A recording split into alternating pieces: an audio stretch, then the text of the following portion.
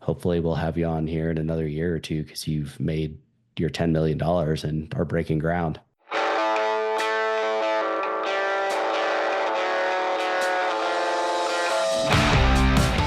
Welcome to Going In Blind. I'm your host, Zach Tidwell, and today I'm speaking with founder of the Redford Ranch Foundation, Doug Gresenz.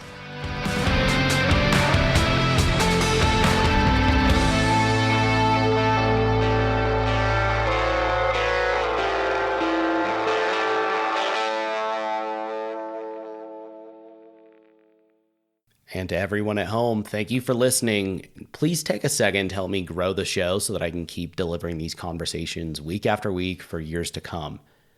Subscribe, rate, and review the show in whatever podcasting app you're using right now, and check out the show notes to follow me on social media and YouTube as well. When you share your favorite episodes, tag me and use the hashtag GoingInBlind. You can also join my mailing list at zachtidwell.net. And if you know someone you think I should talk to, have them send me an email at contact.goinginblind@gmail.com. Dougie G, you giant sweet boy, you. Thanks for coming on.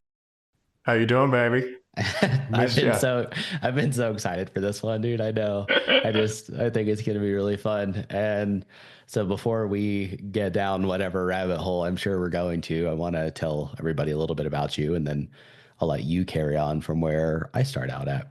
For everyone at home, this is Marine Corps veteran and founder of Redford Ranch, Doug Gresenz. And Doug, I think the best place to start here is just for you to give us a little bit of background as to who you are, and then we can kind of dive into your actual story with things. Cool. Yeah, man. I grew up in a military household. My dad was in the Air Force for 22 years, 24 years, something like that. I kind of moved around a lot as a kid, wound up in South Texas to go to high school. That was kind of the first place I felt like home, really. I called Texas home, but I've lived all over the place. 9/11, happened while I was going to high school. I rogered up for the Marine Corps. I was supposed to enter the delayed entry program with the buddy, and the recruiters called me and asked me to jump early because they had somebody drop out. Like if I go this Friday, oh yeah, screw it. So did a quick stint in the Marine Corps, deployed to Iraq, 2007, 2008. But my story, I think, probably doesn't really start till a few years after that. But you The time had here at home. you had enlisted in 01, is that what you were saying? Oh, sorry, no. In I graduated high school in 2006 and enlisted in the Marine Corps the same year. Oh, Oh okay, six, but and still then I like deployed to very, Iraq, and yeah, yeah. yeah. Okay, cool. Yeah. So what came next? Man, so kind of I mean, the obvious gist of it is we lost a bunch of guys to suicide while we were back home. Those deaths, stacked up in my personal life. I was, I guess, at the time, I really had no acknowledgement that I was having struggles or anything. I had blew my knee out when I got home from Iraq, so I wasn't. I was already out, and when I was working, so just working full time in the oil field, like I said, kind of, I guess, outworking problems, if you will, and then the suicides kind of piled up. Man, I had almost one every year for 4 years straight, Like for guys from and your then platoon? correct, correct, Okay. and then um, anyway, so we're friends. One of my best friends, Chris Harlan, we actually did not deploy together. We're in the Marine Corps together. He lived in the Corpus Christi area after he got back from his own deployment to Afghanistan. And we were roommates, me and another friend of mine, Colin and I. And in 2013, Chris took his life. And that was like kind of the camel, or you said say, I don't know, the straw that broke the camel's back, if you will. There Um, you go. yeah, yeah, yeah. I I had never reached out for the DA. I never had filed for any benefits at the time or anything like that. It was number of years later, and that one hit me. I remember took 30 days of unpaid like unpaid off time off of work. And And this was in the from the oil industry. Yeah, correct. This was Okay. like right. So Chris passed away like November 13th, or sorry, November 22nd of 2013.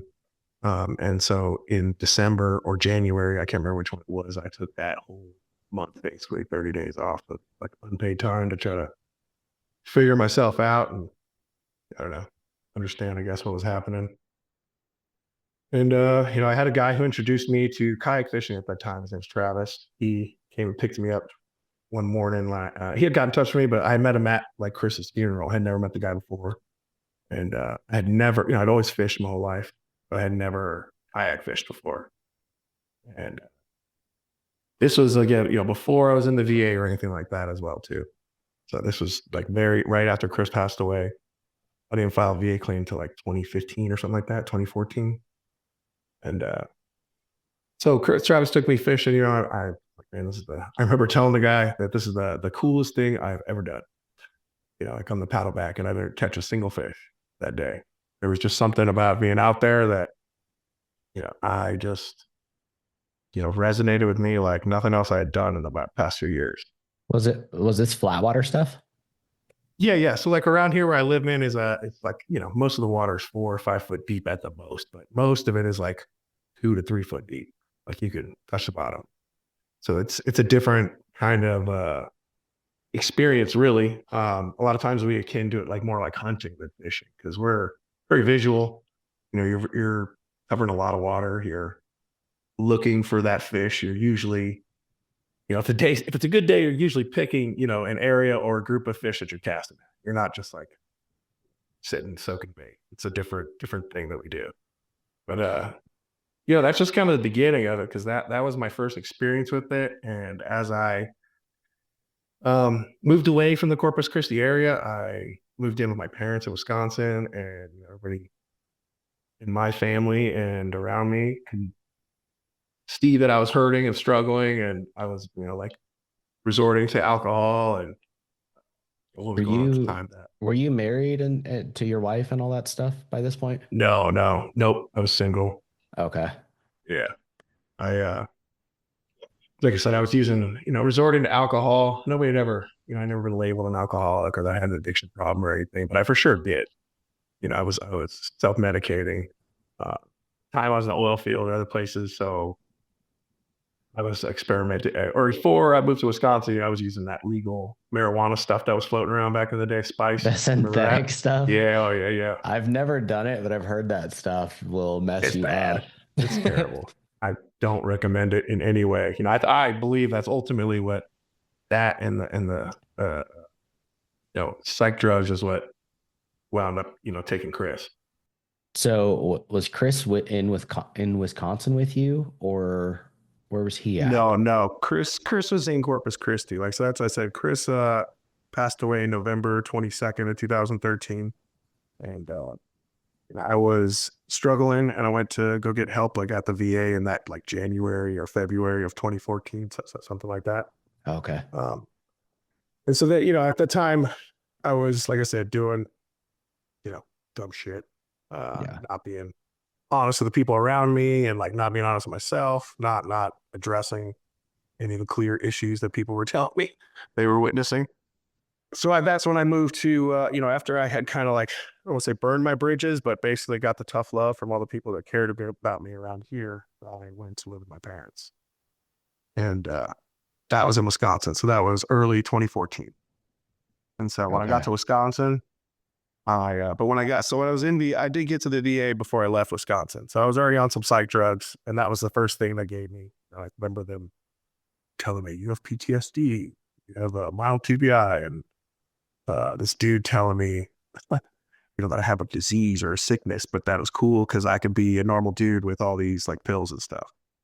And I just remember like, yeah, I swear, dude, like it was like, don't Yeah. worry about it, man. He's like, you're going to be normal. You just take these drugs and go through the treatment. It'll be cool. That we had it was a division sergeant major during my second deployment. Both of my deployments, you know this, but people at home may not, were peacetime deployments over based out of Okinawa and did various things, whether it was in Japan or floating around in the Pacific or in Australia. But this division sergeant major was this little. I mean, I'm short. I'm 5'7". I bet he was 5'4". Little division sergeant major, Why is it black always? black gentleman comes out to speak to everybody, and I don't know. I can't remember why, but I think it was just us cycling in and replacing the unit before us. But he comes out and gives us a whole speech, and again, it's this little framed black guy, but just this booming voice. He's like, "I got a disease, hoorah! Motivation, hoorah!" And just him screaming that over and over. And I don't know why when you said this guy said that I had a disease. This makes me think of that little fella and what he's up to these days.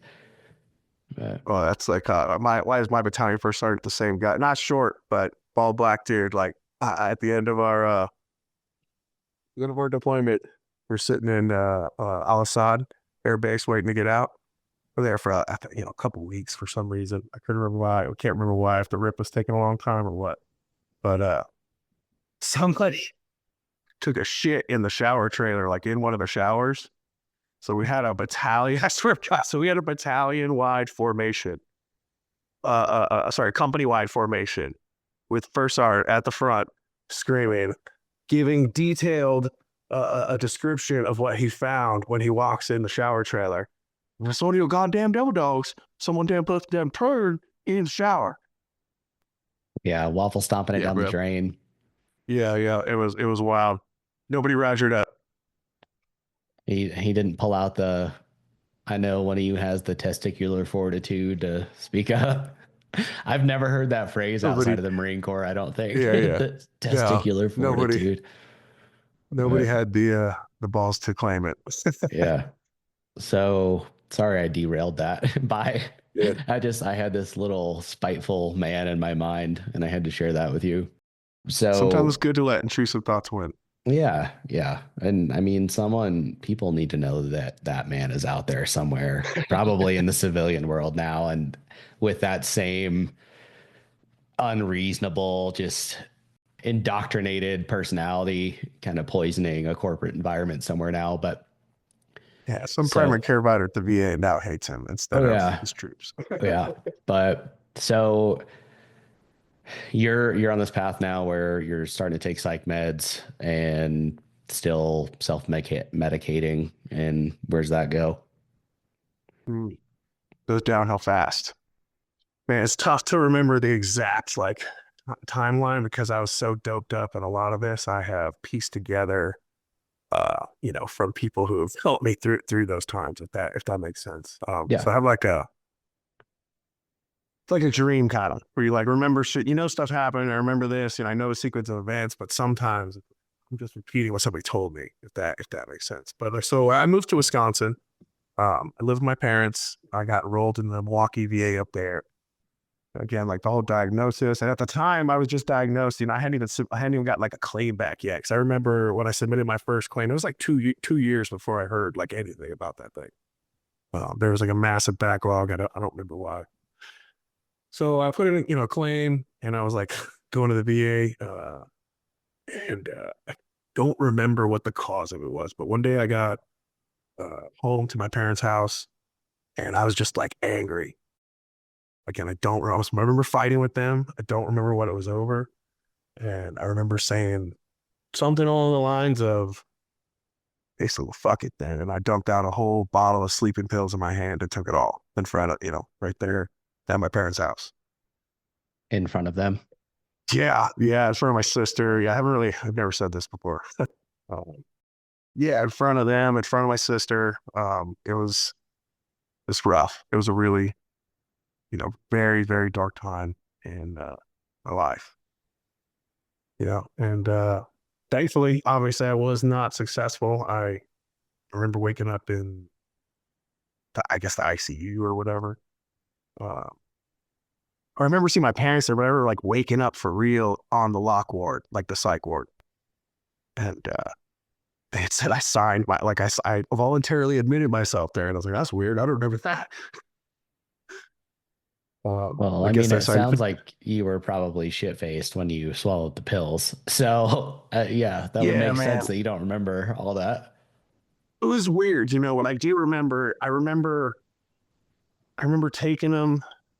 I remember just being fucking mad, and then like playing it off for some reason, like that it wasn't that big of a deal or whatever. Like I was, I guess maybe I don't know, tricking myself.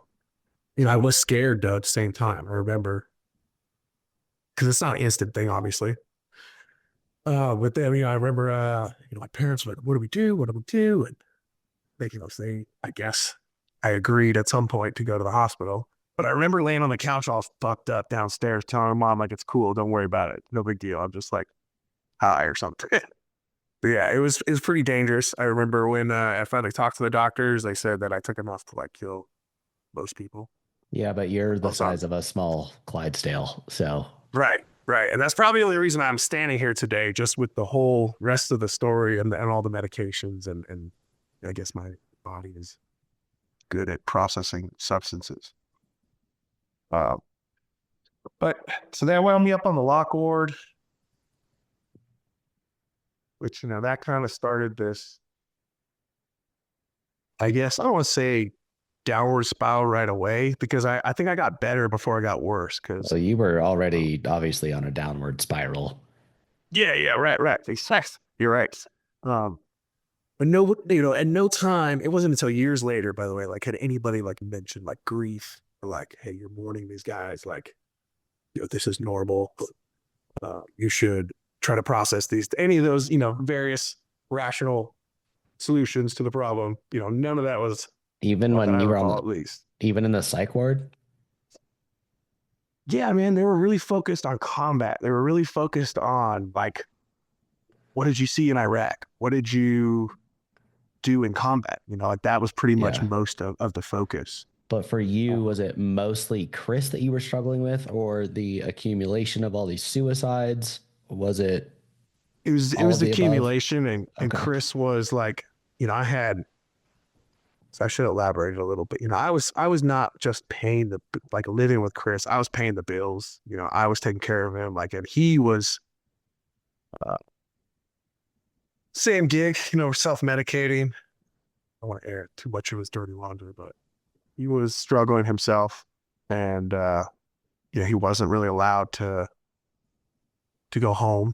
You know, there was like he had younger siblings and stuff, and you know, he was not doing things that was appropriate to be around kids. You know, as far as drugs and alcohol and stuff. Um, so you know, a lot of things were like headed downhill, and that was before Chris killed himself, and the night he killed himself, you know, we had a long talk. Like I was working nights, and had like a you know hugged it out, come to Jesus, man. I told him like when I get home from work, we're gonna go to the DA and we're gonna get help. You know, at the time, I was trying to get him Fuck. help. I didn't even think that I needed help yet. I was just trying to get my buddy help. You know, and so I went to work and he hung himself that night. God damn it.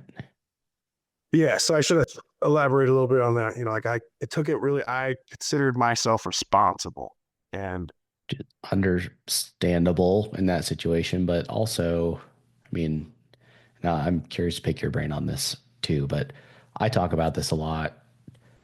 I think I don't know if it's an unpopular opinion. I definitely know it's kind of a touchy area, but having lived through shooting myself, I feel like if anyone can say it, I can probably say it.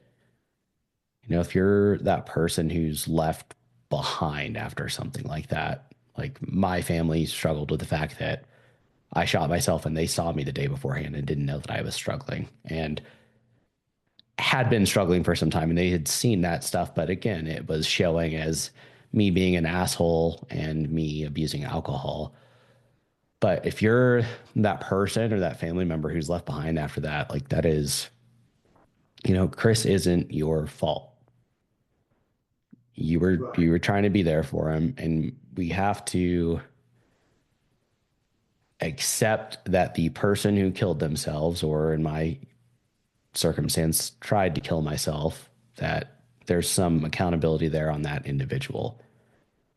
I know that doesn't make it easier, but I try and say that so that people realize like it is, you know, you're not in a sane state when you reach that or in a sane state of mind when you reach that point to where you think that the only way out is to kill yourself. And I'm not villainizing someone doing that. I obviously don't think that that is the way out, having learned that through my own experiences. But like, it is also important for those left behind to not shoulder all of that blame. It is natural to feel that, obviously. I don't know how you wouldn't, and I can't imagine being in your shoes, but you have to realize that, if you've done what you could, and that ultimately is not, you are not the one to blame for that. Yeah, and I do know that now. Like, and again, I guess the added perspective of trying to take my own life too. That's you're not thinking about everybody else you're hurting in that moment. Like it's truly selfish. You're just like, I want to end my misery, like Well, you don't see justify it with it. being a burden to other people and like that. You make it um you reason it, I guess, or you're spent considerable amount of time at least justifying why you don't deserve to live or be happy or vice versa, the number of scenarios that you may have created. But you don't Yeah. see it. And like I remember after Chris's funeral, dude, I remember at this little bar in Corpus where I had to stand on the bar in the corner of the room to hold my camera high enough to get all the people in one picture. And I remember thinking to myself, I was like, man, I wonder if Chris knew that he rolled this deep, that he would have done the same thing still. And you hear stuff like that all the time, in the sense of like, there were so many people in this person's corner, and they are so blinded by everything that's going on and the pain that they're feeling. And I think in a lot of cases, like my own, substances as well, that they just, you don't see it, and it feeds into that state. But it's Yeah. it's No, I unfortunate. was looking for somebody, I want to be careful what I say because I don't want to, but I was looking for somebody to blame. I blamed myself for a long time and I didn't even really know that or confront that till years down the road. I even like combated that idea when professionals would suggest it to me. Because you weren't ready for it yet. Yeah, I was too busy punished. I Yeah. did. I believed I didn't deserve to be happy, and I was subconsciously making sure that that was true. I Yeah. was bearing the guilt of all of these things that had happened, and I had developed this belief that it was my job to suffer in their memory or like honor, and I say that with giant gay quotation marks. Like, Yeah. uh, Well, that's false. That's not true. And those are irrational, you know, thoughts that my brain created and I accepted as like a survival mechanism, yeah. and you gotta, you gotta like outsmart yourself. For me, the way my mind works, I gotta outwit myself and out logic those theories and prove that they're not true. And that took me a long time, a long time. Yeah. And I mean, self-sabotage is a real thing. I did that in the throes of my alcoholism. I think that's very common. But it's, you really are your own worst enemy with stuff a lot of the time, as stupid as that Yeah. is. I don't know what that is about humans, but we do that. And so I want to kind of carry this along here. I know you've had the struggle, you're spiraling, things get worse. Is that along this second phase of things getting worse? I know you had your TBI. So it's that's when I was diagnosed with like a TBI back in country, a mild TBI in country. The first time was in that period of like 2014, 2015, when I finally got my claim back. But that wasn't, I was still at the point where I was like fighting medications in that 24 early or in that early time, not fighting them, but I was still resistant to where I didn't want to take a ton of pills. Then, and this goes back to nobody really, what we were just getting at, I guess. It's still button up, but like my family didn't know how to help me. And my family is a military family. And my dad's a veteran. My dad's been around the military community for, longer at that time, almost as long as I had been alive. You know what I mean? Like, and my mom was a military spouse. Well, all my siblings grew up with my dad deploying and stuff. Like they still didn't know how to help me. The only thing they knew was to go to the VA. And then when they would see me like being resistant to certain things or treatments or what have you, I got a lecture from somebody, I don't remember who it was, but they told me like I wasn't invested in getting better because I wasn't willing to take the pills, basically. So is that what flipped the switch and you finally started seeking help? Yeah. But I Okay. remember that conversation. I wrote him a blank check. I was like, fine, I'll try whatever you want. Like, you're the doctor. At that point, I still like viewed doctors as like in this class of people like who were much smarter than me, like knew what they were talking about most of the time. And like, Yeah. that they So, were constantly researching stuff and stuff, like I had a misconception of what doctors were back then. yeah. And so what is it that finally starts to make progress? Um, we're not even close. When you say progress, what do you mean? Like to, Well, you're saying that oh,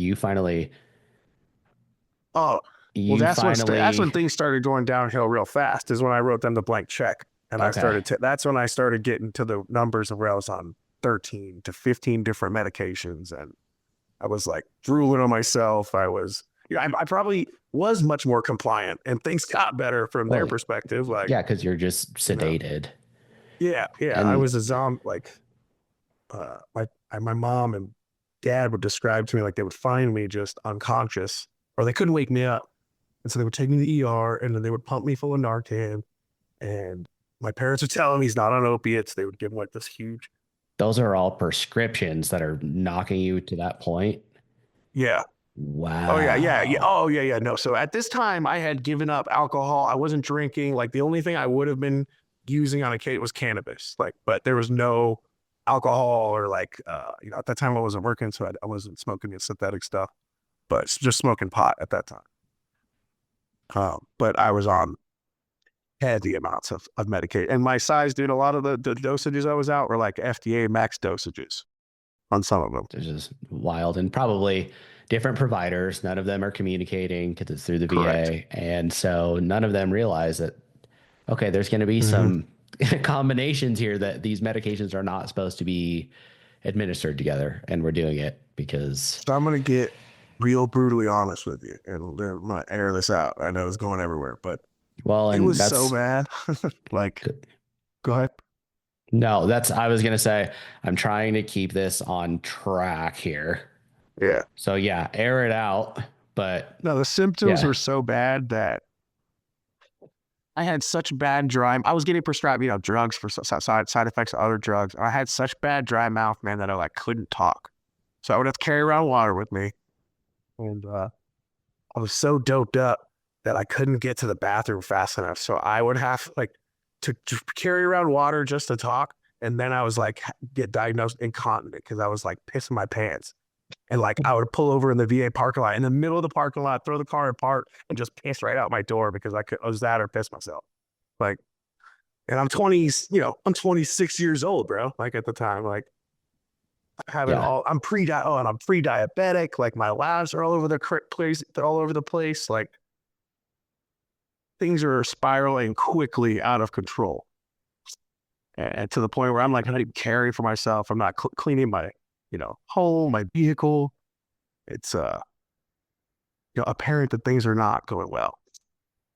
Right. So I move out of Wisconsin. I moved to Maryland, Southern Maryland, Washington D.C. area. And the reason for that is I went to this organization who educates veterans on pharmaceutical or the risks of being on multiple medications and what they actually do. And that was like the first time, obviously I got that long ass piece of paper that told me my side effects and all that stuff and things to watch out every time I picked up those pills. And I signed a little box that says, yes, I understand all these risks. But that was the first time anybody had ever told me that suicidal ideations and suicidal thoughts were a side effect of a lot of these drugs I was on. antidepressants, especially like that Yeah. is a wild one that is, they know when they are trying to medicate you for depression that a lot of these medications can push you over the edge. And the timeline, like, I was like, well, I don't feel any better. They're like, oh, well, it takes 6 to 8 weeks to work. And I'd be like, what? Like, what does that mean? Like, I don't understand what you're Yeah. like. That doesn't make sense to me. What kind of, this is a crappy drug. They're like, well, it's kind of a guessing game. We try this. If it doesn't work, we adjust the dose. We play around until we find what's right with you. And like, so I guess I stopped complaining once they doped me up enough. And so they stopped giving Yeah. me pills at like 14 or 15 minutes. So had you sought out, were you seeking education on this and you found this organization, or was that just by happenstance that you wound up going to this place? Great question. So I was in that blank check mode. So that didn't just apply to medications, man. I tried every therapy, every opportunity that somebody I trusted suggested to me. One of my Okay. my one of mine, back then they called him a combat casualty nurse. I don't think that's what they call him anymore. But with Semper Fi Fund, this lady named Donna, and she, is one of many people who are the reason why I'm still here today. Like, you know, it's not a maybe. I'm not being nice. Like it's a fact. Um, and so she is the one who told me about that retreat or program or whatever it was. Retreat's a false word. I'm pretty sure it was a week of not Education that fun. and Yeah, yeah, yeah, yeah. Right. So I even went to like a Native American sweat lodge that apparently did not go very well because I was struggling and me and some dude almost got into a fire or something. I don't remember exact. I don't remember. I was very doped up then. I don't remember any of that. But anyways, like, my point is I tried anything. Um, and so I wound up at this, retreat again, and I remember I remember that like being in this class in the evening and them, I don't remember exactly what we're talking about. I remember the message was like, what you're taking, the book they had just called Your Drug May Be Your Problem, but that the message was like, all these pills you're taking might be the reason you're struggling. And this like light bulb just like clicked in my head and I got fucking pissed, man. I stormed out of that fucking room. I threw all of my pills in the trash or I flushed them or so. I don't know what I did to them, but I made them unusable to where we had to go to the ER to get them all represcribed to me that evening. because yeah, your Yeah. body will Yeah. crash Right. coming off of that stuff. Well, I was like, And dude, you can't tell me I'm killing myself with this shit and then expect me to keep taking it, and yeah, so it was this, but that night I did cold turkey benzos. And so I think that was a real people big die from start that. of, yeah. Yeah. I think Peop- that was a yeah. catalyst of like some serious stuff that's what caused my brain injury in 2018. That And really turned my life yeah, around. so take us to that now. Take All us right. So, yeah. So into where, yeah. I went to that retreat. After that retreat, I remember asking the VA, I telling them I want to get off these pills, and bringing like somebody who was advocating with me because I was so doped up. They wouldn't really listen to me. And they told me they would put me on inpatient and take me off of all the pills in 30 days. And so then I was like, I knew enough to like think that, or to know that that was probably not a great idea. Um, and then so I went and talked to the doctor I was seeing at the time, Donna, and like these people in this organization who were knowledgeable about this stuff. And, they told me like, well, that might kill you. It might like seriously kill you. And I believe, I knew they were right. I was struggling and I was like, I basically was a dementia patient and I was like 31 years old at the time or whatever, and I'm not even, there was no exaggeration there. But my stutter was uncontrollable. I'm sorry, I guess we're not to that point. So I'm coming off these pills. I'm having all these crazy side effects. And that's leading up to these falls in 2018. While Okay. these people are helping me come off these drugs in a controlled manner of like 10% a week. If you have crazy symptoms and you stay at that dosage until those symptoms level out, and you just start. It's a process, like one drug Yeah. at a time. And so these falls start happening as Yeah, you're these trying to come falls off of start all these. happening, and Yep. I don't remember the first few, but like Donna Just told me tell that us tell us basically what was happening and then the big one that yeah, affected you permanently and has yeah. led So to where I we are now. was I was falling, and I was having these episodes where my like O2 was just like bottoming out. So I remember that I was feeding my dog, and I reached down to, or like set the bowl down, and like that's all I remember. I woke up in the hospital, and I was in the hospital. I came to, And that was day one. And I said, I was complaining about like my legs, like my legs don't work right. Uh, and then the next day, almost an identical, I wasn't feeding the dog, but I fell down again. And I woke up in my house and it looked like somebody had killed somebody. Like I was crawling around. I have all blood all over the place just from a cut on my head. I wasn't like badly injured. It was just in the right spot. But is that But what wound up causing your drop foot? correct. Yeah. And so that Wow. when I woke up from that, I couldn't use my legs. Like, and I don't have another way to say it other than that. Like I couldn't use my legs. And, I was going to these doctors and the VA was telling me that I've had conversion disorder and that it was like they, which is a I think the word psychosomatic disorder. Like Psychosomatic. so, Yeah. right. Where So it's a disconnect in your that's mind, but you're not physically, there's nothing physically preventing you from it. It is all right. neurological. Right. They can't find but they don't advertise it like that. The way they tell you this, they told me this in 2018. It was like, we can't find anything wrong with you, or we have no explanation for why these things are happening. It's like, and Nice. that, so that made me, well, I didn't understand it. I didn't know how to process that. I'm like, well, is this stuff in my head? So like, well, then I was like pushing the envelope of putting myself in scenarios like, well, I'm gonna eat shit or my legs are gonna work. Like, we're gonna we're gonna find out if this is in my head or not. And like that's not necessarily what conversion disorder is, but that's like the way it was marketed to me, and that's why I took it. Yeah. I'd never heard And, of it and, and until I met you. Like I yeah, had never heard of that phrase in my life. me neither.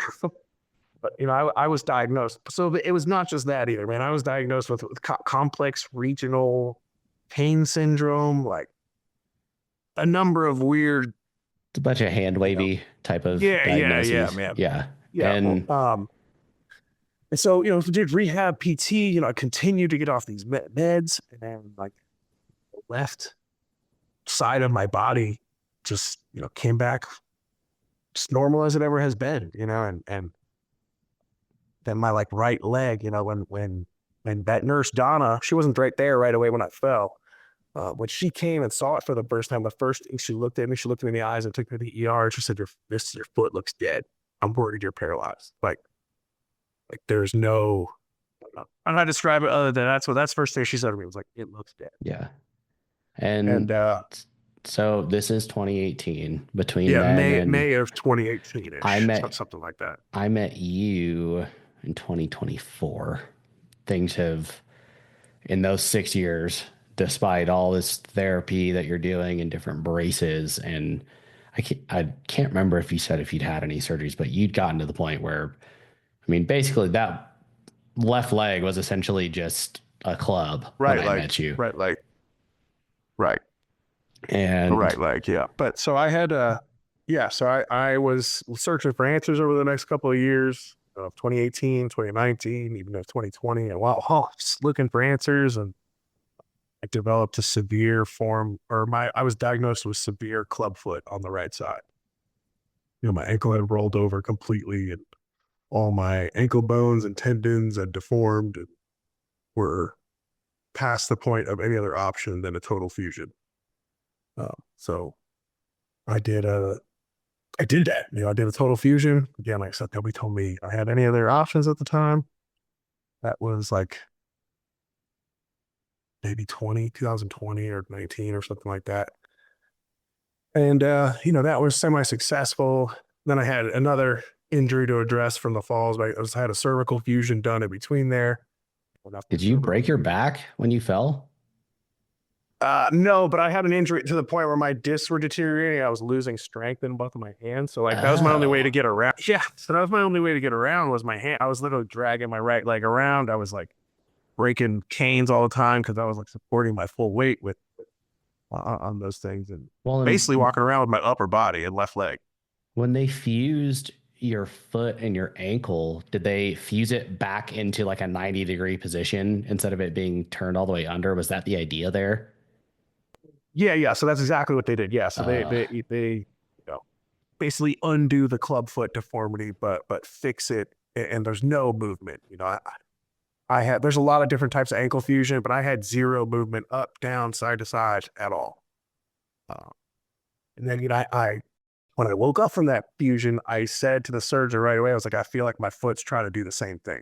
Like it's pointing down. Like, even though that it's not because the rods and stuff are holding it, I feel like it's trying to do it. So I think, that over the time of healing with my foot pointing down, that it healed in a slightly pointed down uh, direction. Because since that day, I could never fully go through with the step. Once I had all the weight out on the end of my foot, it was just excruciating. Well, yeah, it's not So meant to have all that torque on, especially again, you're an abnormally large dude. I mean, how tall are you? 6'5", six Yeah, five and a and half if you're you want to get real weird. thick But too. Yeah, yeah, like yeah. you're not a scrawny 6'5". You're not supposed to have all that force just on a ankle that is stuck in that position. Well, they sell the Fusion well, man. They make you think that that it's, people lead normal a lot. And I'm sure they do, maybe somebody's not very active, but like I basically have been spending this last decade of trying to get back to my desired activity level, Yeah, and the one constant through all that was kayak fishing. Like I would get just undoped up enough to get on the water. But like, the fact that I didn't drown out there is amazing. Like I had no business being out there as, heavily sedated as I was. which is crazy because that's also what was getting you through that. But Yeah, it yeah. very easily, if you could have just passed out and been, that could have been it. Oh, dude. It's even crazier than that, bro. I took like a road trip from Maryland to Florida to Texas in that time, and fished like in a tournament, and like I was Well, passing and out. I remember falling asleep on the road, and it was tough. on the crazy thing is there's probably thousands of other people out there doing that, not on the crazy combination of drugs that you were on, but they're high on opiates or benzos and just Yeah, fucking I bet they feel the medicating same way I themselves. did because they're not, Oh yeah, they're the but same. Even a lesser amount of substances will make somebody feel, yeah, yeah. messed And up, dude. so was it after the fusion that you started Redford Ranch? So actually, so it's a long story, but right after Chris passed away. Not right at, so it's been 2015, it would have been, I think. Yeah. I got invited to the group that was taking me kayak fishing. It was called Heroes on the Water. Excuse me. I got invited to talk at their national conference about, like how much I was enjoying this kayak fishing. Like, I remember talking about Chris, and I was like, I talked about like, I know if like Chris had access to this, like we would have, me and him would have been out chasing fish together. We would have had no time to be doing the stupid shit we were doing, Yeah, and abusing substances. And like that was the cool thing about fishing, dude. Is like I had to be up early. Like I remember leaving the house, and like seeing dudes like in Wisconsin, it's a small town, and there's like literally a corner where there's a bar on like all three sections of all, like three out of the four corners is a bar. And there's these dudes like stumbling over, and I'm like leaving to go fishing. And I was yeah, like, man, I remember, and I was like thankful yeah. that at the time, I was like thankful that I'm addicted to fishing and not like, doing that shit anymore. But I was still so doped up on meds. I was like, I still had this, anyway. So it was a weird place to be. Okay, you got at least some inspiration from this other organization, but when does Oh Redford yeah. Ranch come I'm around? sorry. That was a brain injury moment there. My bad. That's Yeah. you paused and I was like, Doug. Yeah, my So bad. yeah, Yeah. so So take at us. that event, uh, the national conference, I told a friend of mine, Joe, who stills with Heroes on the Water, I was like, I'm going to build a place like this someday for veterans. And we were just at like a retreat center where they were hosting this. It wasn't like Heroes on the Water's place. They were like renting it out, but just, I told him that. I was like, someday I'm going to build a place like this. So fast forward, uh, X amount of years, and 2022 is when I actually started the organization. Along the way, I became, heavily involved with Heroes on the Water. I got like my kayak instructor certification. I got my adaptive paddling credentials, and then I went real deep into that. And yeah, so in 2022 is like when the idea for the Redford Ranch Foundation like was put on paper. But I had kind of been working on this in the background or thinking about it, and like doing a lot of things that I was doing, like getting the kayak knowledge, and I had this list of accessibility ideas I've been keeping that I ask all my friends who have needs. Like, what's one thing that you wish somebody would have done differently when designing, a public facility or an accessible facility? So I've been, things like that I had been doing before I put it on paper. I was already in Texas, so I'm missing a step. In 2019, I actually bought the property that the foundation is going to go on, with the intent of that being like my forever home. And back then I just wanted to build like some extra houses out there, if that makes sense. Yep. And bring guys in and go fishing, like that was all I really cared about then was fishing. But like along the way, I seen all these different therapies that I tried, and like some of them I hated, like, and I saw other guys get like great value and success and results out of them. And I was like ripping my hair out. Well, like I just, so I mean, all that to say, like, my toolbox has certain tools in it that work for me or whatever, but like your dumbass has different tools, and like another dumbass Marine down the road has, different tools that they use. And like, while as Marines we are equally dumb and some of them are similar, they're different. You know what I mean? Like, and Yeah. so I seen a guy who's my size who loves art therapy. I mean, freaking hate it, Yeah. but it works, And so the idea kind of grew to the point where I was like, well, how do we build a place that just, to be honest, though, I had a conversation with, it was like, the only reason I'm here today is because there's a bunch of people who, for some reason, Try and move closer to your computer. You're very quiet hey, now. I can't hear what sorry, you're saying. is that better? Yes. Just All right. try and stay there. So, what I was saying is, I was having a conversation with somebody about, um, the fact that I wouldn't be here today if like a couple of people hadn't put up my bullshit and taken chances on me, and like through the bullshit continued to give me second chances, and like wait for me to figure myself out. And so logically, I just thought, well, what if we just had a place that was like designated to give it a shit about people? Like that's all they do. That's all they do is give a shit about you, and give you access to try things that, you know, work for you and you get excited about, that you can take home and recreate back home. Yeah. It's an introduction to these things, teaching you the basic skills to do these different activities that you're getting people into, and having them be prepared and equipped to go home and be able to continue that stuff. Right. And ideally, plugging the, once we grow, plugging them into a community, just like any other I'm not trying to recreate the wheel here with Redford Ranch Foundation. In fact, like I purposely thought out what I wanted to do for a number of years because I didn't want to recreate or duplicate services. And so simple fact is, where I live, 2.5 hours north of me is the closest rec therapy and adaptive sports program. I belong to the VA 2.5 hours south of me. So 6 hours apart, there's no rec therapy or adaptive sports programming for the entirety of South Texas, which includes, is it 400, it's either 400,000 or 300,000 veterans in like a 3 hour radius around me. Or sorry, 40,000, I meant. So that kind of led to the idea of, well, we need to make this place big enough to serve South Texas. We don't want to just do kayak fishing, but I want to be able to offer whatever it is we can, because, see what works for these guys, whether it's starting your own business, and that, whether it's, woodworking, metalworking, I Yeah. don't really care, photography, whatever you're passionate about is what's going to be effective and is going to stick with you. Like, I'm the type of person that even if it works and I know it works, and you put math and science in front of me showing it works, unless I care about it, I'm not going to put the right effort into it. I have to care. It has to matter to me, and I have to be interested in it. Yeah. So, So where are you with it today? so we started officially in 2022. Spent a lot of figuring stuff out. And, I'm not this is my first run with this for sure. So there's been a lot of learning. Where we at right now? So we are coming up in this will be our third full calendar year. And we will have we have an established fundraiser that last year we raised, 13 grand at. We have a digital rendering of the facility. I know a lot more about what I'm doing as far as right now. This year, we're going to be putting a large push on corporate and major donors. But the skinny of it is that this facility is going to cost us about $10 million to build and outfit.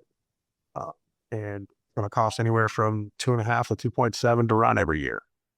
So we got to Oh, find that with staff and everything and taxes correct, and correct. okay and insurance. Okay. And the ultimate business plan and model, I want to become a vendor of the VA. I want to be right there, be an adaptive sports for South Texas. Like, ideally, we build a building that is unlike, anywhere I've ever been, at least, and incorporates all of these ideas for accessibility and that the end user has. Doug, try and stay Uh, close to your computer, man. You keep Sorry, brother, I'm not wavering. moving actually. You're not? Yeah, yeah. Okay. Sorry, dude. No It worries. keeps like dimming. So yeah, okay. No worries. Uh, Yeah, so that's the goal. The intention is to build this place, that's different and that's unlike any other places. Like, as I'm sure as you know, the accessibility is usually uh, good idea, bad judgment, or good initiative, bad judgment, however you want to say it. Like, yeah. obviously somebody who's using the end product is not the one who created it. Yeah, and that's tough because there are so many facets to all of it, and you really do. That's why I think it's really interesting that you're asking people that hey, you're the blind dude that I know. What could I add in? Hey, you're paralyzed from the waist down. What could I do that you would have liked to see at some of these other facilities? Because you really do to get stuff that is applicable, to get that applicable feedback, and to be able to implement these things, you have to actually go to the people who need it. Right.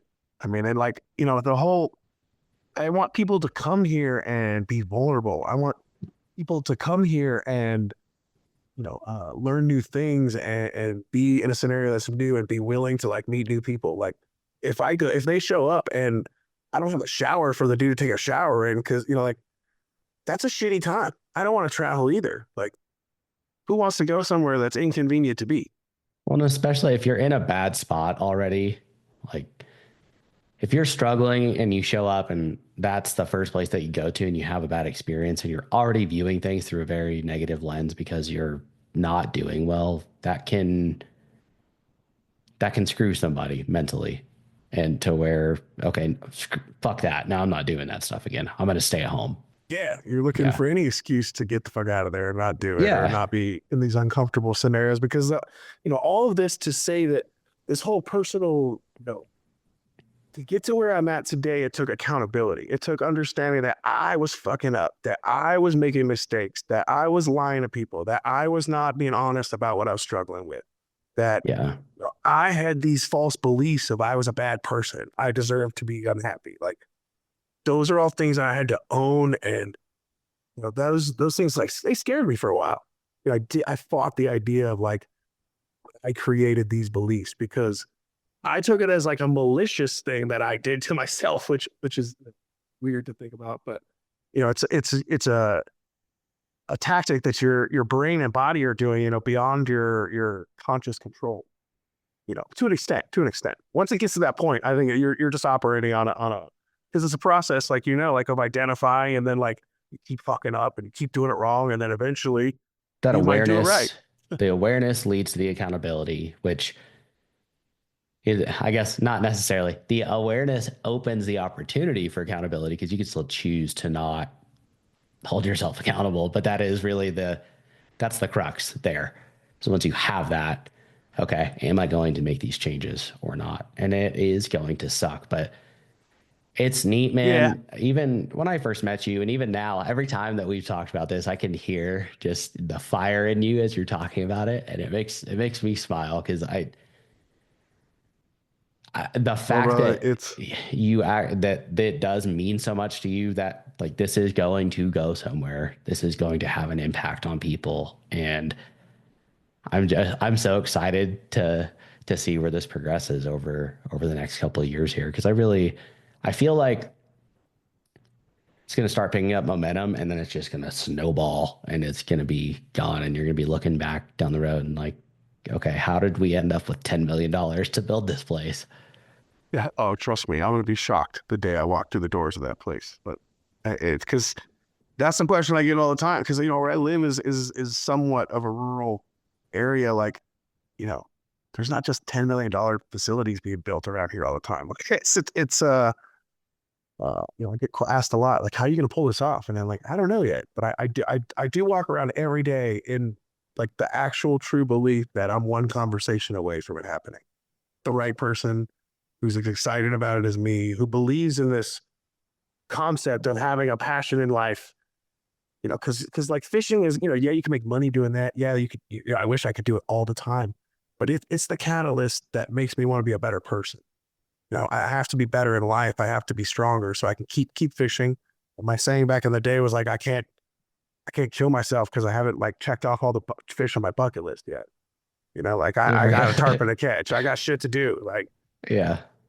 that was before I believed I deserved to live. You know what I mean? Like there's a whole, as we talked before, there's a whole process of getting to that point. And I still struggle sometimes with like negative self-talk or like, just eating the shit out of myself for no reason or the same shit everybody struggles with. Man, that's what I hope that the foundation normalizes someday is like, it's not, it's okay to feel these things. Like what I think the suicide epidemic and like all the mental health problems is because we vilify feeling things, like we want a happy pill, but life is not always happy, Well, we don't want to do but the that is work. okay.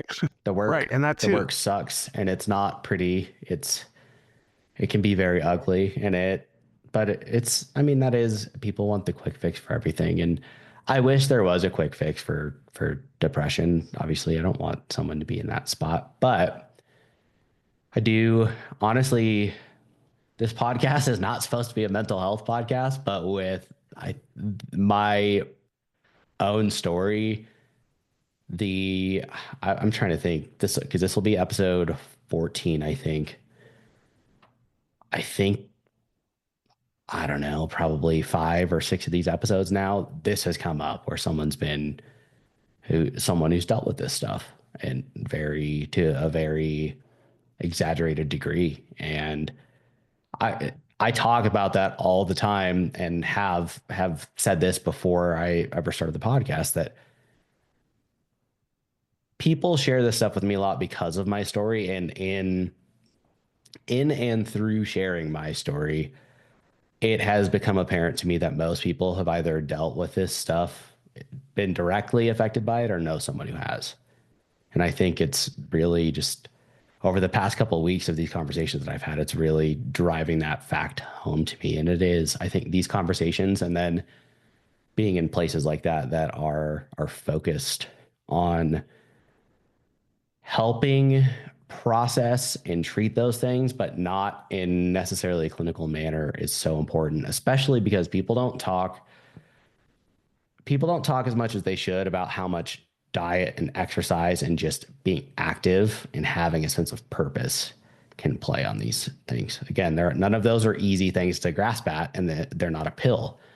But Redford Ranch sounds like it's going to be a place that encapsulates all that stuff. Yeah, man. I mean, I just to speak to your point, like I didn't buy into that stuff, man. Like, do you want to, simpler.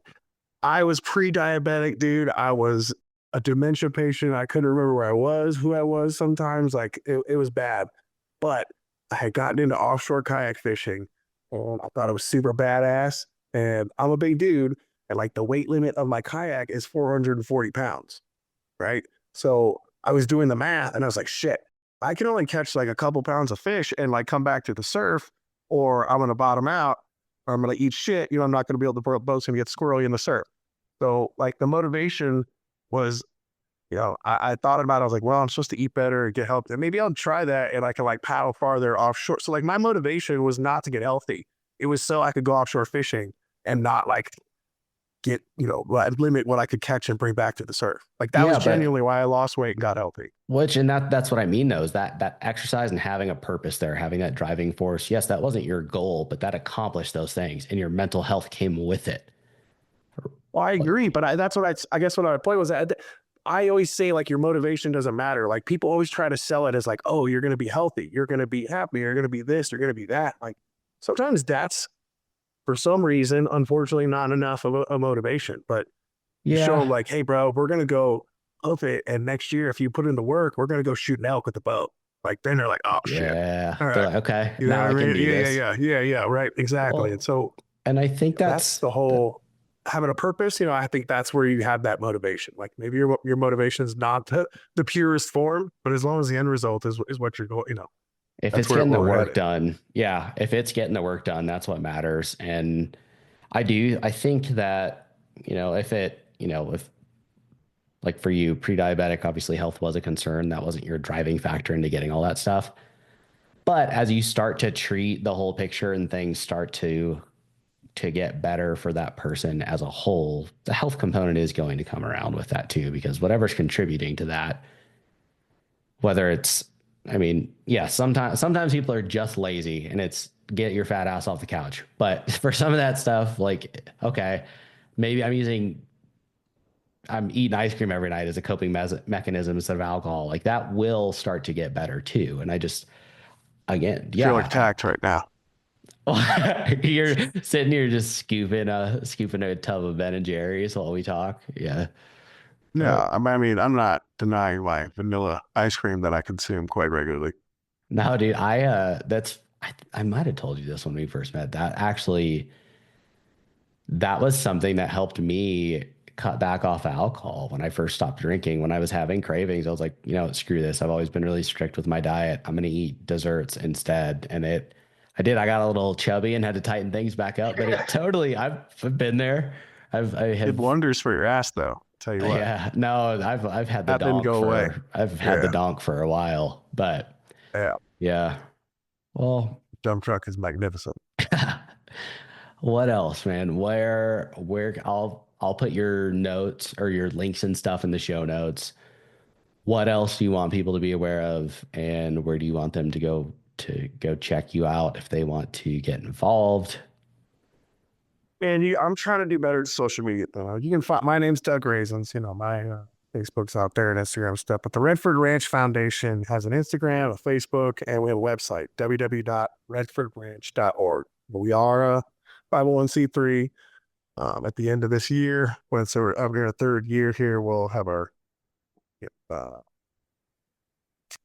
uh, we'll be at one step, a little bit closer to our first 3 year preliminary goal where I wanted to have like the foundation of everything in place. We've got a lot of the surveys done on the property. Basically it's a money thing right now. It's a money and getting the word out there. I've worked really hard on all the marketing and sales stuff for this thing. And, up until recently when I had a few local guys join up, it was kind of just me for a while, me and my wife. And so there was a little slow going at first because I'm just a fisherman, so and figure out how to, run a nonprofit or even petition for $10 million. So many hats that you have to wear early on when it's just you. You think about a registration form is so minuscule, but you're like, somebody made that thing. Or I realize now somebody made that thing. Like Yeah. somebody on the computer was like, this is what this form needs to say. And that all takes not my skill set or best skill set. What I'm really good at is relating to guys and that's what I want to do is work with guys one-on-one, be like a peer mentor and take them fishing. That's what I'm good at. That's what I'm passionate about. To do that, I got to build this place. So Yeah. it's like my catalyst to it. I don't When's even, the when's the annual fundraiser? this year, September 26th, 27th, here in Aransas Pass, Texas. It's called Smoke on the Water. We got a barbecue cook-off competition. We need judges, Oh, volunteers, sponsors, all types of stuff, man. I It's like a real that. good event. Yeah, man, it turned out really good. It's grown a lot in the last 2 years. I'm looking forward to what comes this year. Okay. What else? You got anything else? I mean, you want to like check out our events on Facebook. If we're running on, if you're local to if you happen to hear this, you're local in the coastal Bend area, man, check us out on Facebook. Get with the guys at the vet center or down at the Nueces County Courthouse, JJ and them. We try to pass all of our events through all those routes of information. Sometimes it's hard to get the word out around here, it seems. Yeah. But obviously I believe in this thing or I wouldn't be trying to raise $10 million, so we're pushing through and I make progress on it every day. And I It'll appreciate you having me on here, man, because this is the first time I've been able to tell my story in depth and well, on recording here. And some of that shit I've probably never told anybody except for in person. So Well, thanks for thank you. being willing to come on and talk about it. A lot of this stuff is Yeah. heavy and some people are uncomfortable talking about it, which is fine. But it is important that these conversations get had. And I already said it, but I'm super excited for you, man. I'm very proud of you. I'm glad we met, and all the links will be in the show notes. Go check them out, support what he's doing, and hopefully we'll have you on here in another year or two because you've made your $10 million and are breaking ground. Man, that would be epic. All I'd love right. to get you down here and chase some fish, brother. We I don't would need love a that. facility to chase some fish. I got those already. Okay. Yeah, we can light something up. But Good deal. yeah, thanks, man. All right, brother. I appreciate it, man. And thanks everyone at home for listening to another episode of Going In Blind.